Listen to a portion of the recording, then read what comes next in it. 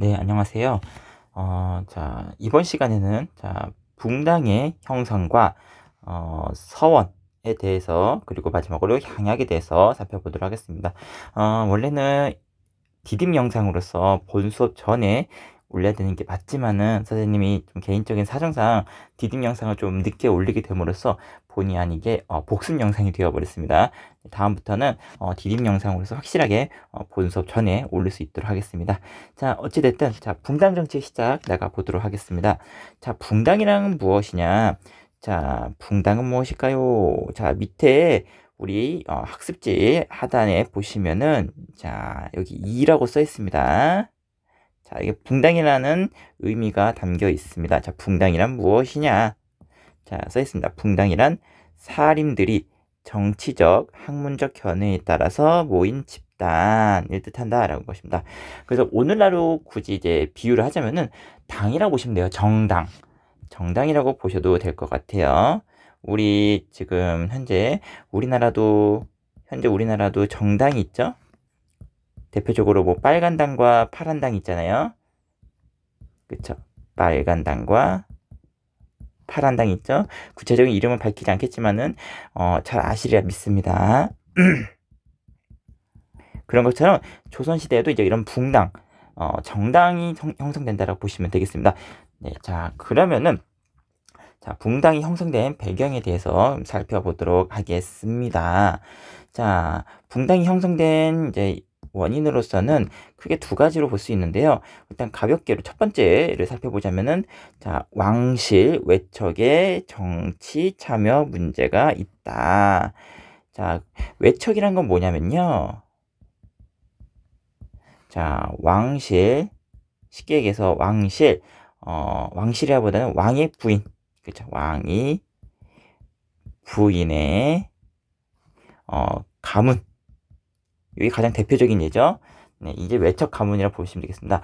이런 왕실의 외척들은요, 왕실에 예를 들어서 자기 이제 가족, 대표적으로 왕비가 되겠죠. 왕비의 백을 믿고서 정치적인 권력을 남용을 했었다는 것이죠.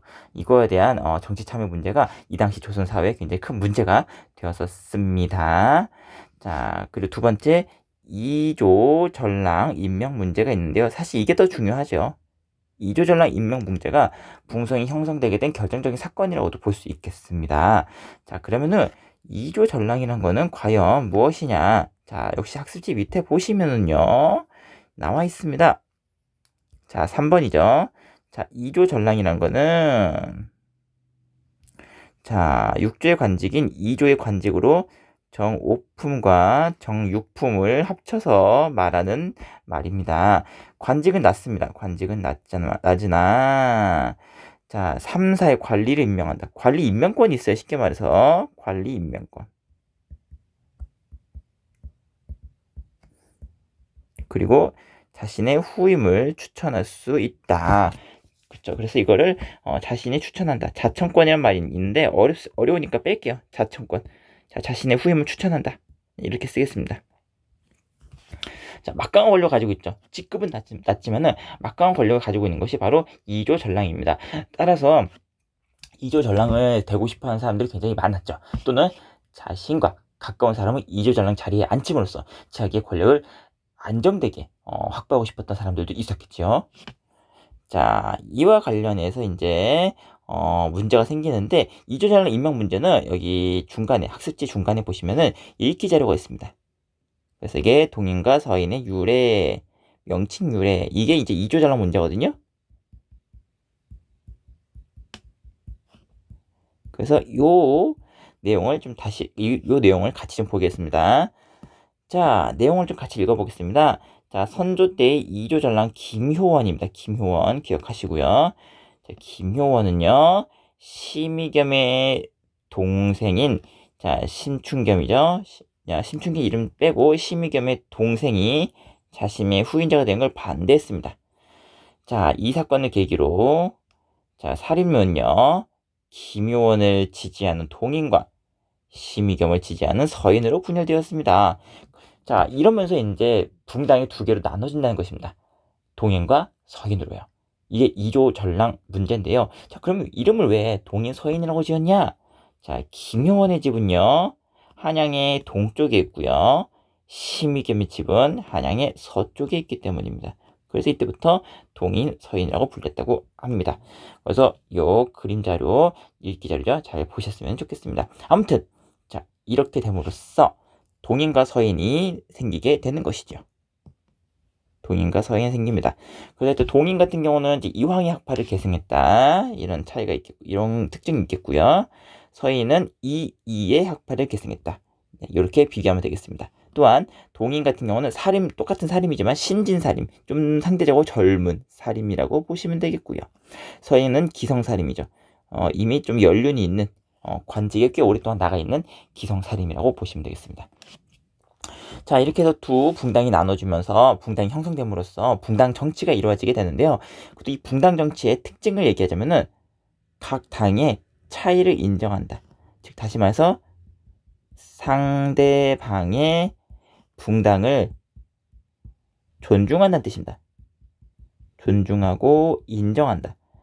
요 속에서 비판과 상호 견제를 한다는 것입니다. 싸울 땐 싸워요. 하지만은 상대방 붕당은 존중한다. 이렇게 보시면 되겠습니다. 요 부분이 굉장히 중요합니다. 왜냐면요, 나중에 시간이 지나서 이 붕당 정치가 과열되면요, 결국 상대방 붕당을 인정하게 되는 게 아니고 상대방 붕당을 무너뜨리려고 하게 됩니다. 그러면서 나중에는 환구이라는 것으로 이어지게 되는데, 이거는 이제 나중에 배울 거기 때문에, 자, 일단 오늘은 외우지 마세요. 오늘은 과감하게 까먹으셔도 되겠습니다. 자, 그렇게 해서 붕당을 살펴봤습니다. 자, 이제 두 번째, 서원의 설립과 향약의 보급에 대해서 살펴보겠습니다. 자, 서원과 향약은요, 자, 구체적인 내용은 이제 설명은 이따가 하겠지만, 사림의 세력 형성을 갖게 되는 기반이 된다. 이렇게 보시면 되겠습니다. 자, 그렇다면 서원의 기능은 뭐냐? 일단 서원이 뭔지를 이제 설명하겠습니다. 서원은요, 쉽게 말해서요, 서원은요,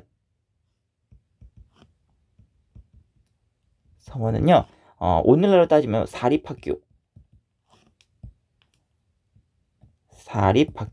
또는 사설학원, 이렇게 보시면 좋을 것 같아요. 굳이 이제 오늘날로 비교하자면,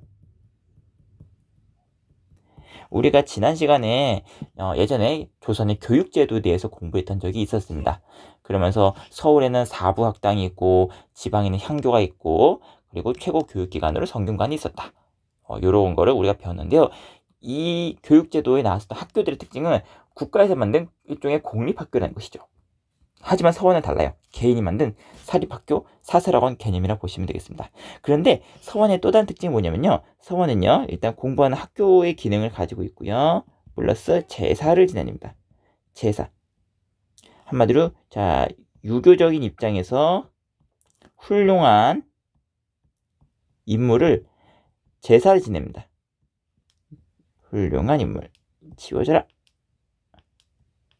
다 지울게요. 유교적으로 훌륭한 인물을 제사 지낸다.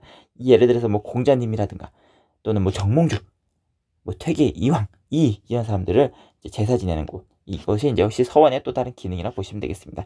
그래서 여기 써 있죠. 선현을 이제 제사 지내고요. 성리학을 연구하는, 역시 공부하는 곳이니까 그러죠. 그리고 자, 지방의 양반 자제들을 교육시킨다. 이렇게 보시면 되겠습니다. 그러다 보니 이 서원은 지방에 여러 곳에 있습니다. 그러면서 자, 각 그 지방의 향촌이죠. 향촌에 성리학을 보급하고요. 그리고 그 지방 문화가 발달되도록 도움을 준다. 이렇게 볼 수 있겠습니다. 이를 통해서 사림의 지위가 향상이 된다. 이렇게 볼 수 있겠죠. 자, 그리고요, 역시 이제 이 서원은요, 그 지방의 여론을 이제 수렴을 해서 역시 이제 정치적인 발언권도 갖게 된다. 이렇게 보셔도 될 것 같습니다. 자, 그리고 최초의 서원은요, 그럼 우리나라 최초의 서원은 뭐냐? 백운동서원이라고 합니다. 백운동서원인데요, 지금은 뭐라고 불리냐면은 소수서원이라고 불러요. 이거는 지금 경상북도 영주에 있습니다. 경상북도 영주에 있고요. 자, 이 백운동서원이라는 것은 자, 누구를 모시는 서원이냐면은 안향, 안향이라는 사람을 기리기 위해서 만들어진 서원입니다. 기리기 위해 자 만들어진 서원입니다. 안향은 그럼 뭐한 사람이냐면요. 고려 원간섭기 때 인물입니다. 고려 원간섭기 때 인물. 원간섭기 때 인물로서 이 사람이 했던 이제 업적이 뭐냐면은 성리학을 우리나라로 가져온 사람이죠. 성리학을 우리나라로 가져왔다. 이렇게 볼 수 있겠습니다. 자, 이렇게 해서 최초의 백운동 서원이 생겼고 나중에 이름은 소수서원으로 바뀝니다. 자, 그러면서 국가에서 이 서원은 굉장히 의미 있는 서원이다. 그러면서 이제 토지, 노비, 책 같은 것을 이렇게 주는 것이죠. 그것뿐만 아니고 세금도 면제시켜줘요. 면세 혜택까지 줍니다. 이런 파격적인 혜택을 주게 되는 것이죠. 그리고 나중에 이제 소수서원 외에도 다양한 수많은 서원들이 마찬가지로 이제 조선 정부로부터 면세 혜택을 받게 됩니다. 그래서 이렇게 서원에 대한 내용도 살펴봤습니다. 자, 이제 얼마 안 남았습니다. 향약입니다. 향약. 향약은 쉽게 얘기해서요. 향촌 자치구역이에요. 그럼 이게 더 무슨 말이냐? 더 쉽게 얘기하면요. 자, 우리 학급 초에 자 비교합니다. 우리 학기 초에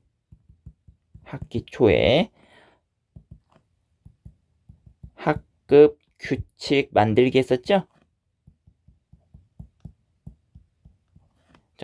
자, 그럼 이게 뭐냐? 이게 곧 향약이라고 봐도 돼요. 자, 선생님이 3학년 2반 담임 선생님이니까 자, 3학년 2반 교실에 가면요. 3학년 2반 학급 규칙 만들기 이런 게 있습니다. 그래서 뭐 예를 들어서 지각하지 않기, 뭐 선생님 말씀 잘 듣기 이런 것들이 써 있겠죠. 이거 학생들이 직접 만든 규칙이잖아요. 이게 바로 향약이라고 보시면 되겠습니다. 향촌의 사람들이 스스로 다스리기 위해서 필요한 만든 규칙, 약속. 이게 향촌이죠. 향약이죠. 자, 근데 이 향약을 만든 데 있어서는 그 지방의 살인들의 입김이 굉장히 많이 작용했다는 것이죠. 왜? 살인들은 유교적인 그런 지식, 소양 그런 것들이 풍부하니까요. 그래서 이 향약을 통해서 풍속을 교화하고 향촌에서의 살인 지배력을 강화시켰다. 이렇게 보시면 되겠습니다.